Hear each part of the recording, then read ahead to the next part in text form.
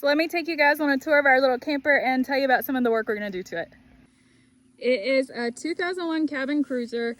It's a little old. It definitely needs some work, but it was one of the nicest ones I found, and I got a really good deal on it. So you see right here, we got to rebuild this little door. That's the back of my fridge. We're gonna just do that with some plywood. First things first, we're gonna cool seal our roof.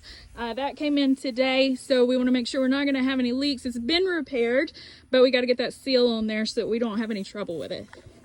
This is the inside, and it is much smaller than what I had imagined when I started looking for a camper, but it was just in a lot better condition than a lot of the other ones I looked at. The guy had started remodeling it. He had gutted it. He built these new cabinets, which are actually pretty nice. This is where they repaired the roof. Like I said, we're gonna get that seal on there so we don't have any more issues. I would ideally like to cover this in some paneling so that it just looks better. The bed situation is going to be interesting because this is tiny, tiny, tiny. So we're going to have to come up with some board or support across this to make that bed complete. And lucky for me, I'm short because that is a tight area. Our other bed will go right here at the end. Still playing with that in my head, whether we're just going to put our couch there, or whether we're going to come up with some sort of folding bed. We obviously just don't want a mattress on the floor, so we got to come up with something that's hygienic and healthy. Also, to give my son and myself some privacy, we'll be doing some kind of curtain across that area.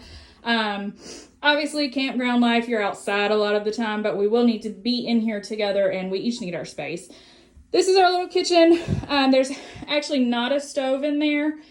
It doesn't really bother me because I have an electric cooktop, so that shouldn't be a real issue. Plus, we'll cook outside just like we'll hang out outside. Lots of cabinet space, really. Not really closet space, so hanging clothes or something we're gonna have to think through. This A-frame part of the camper does have those little gaps in it when you pop it up. So my plan is to put some weather stripping in there.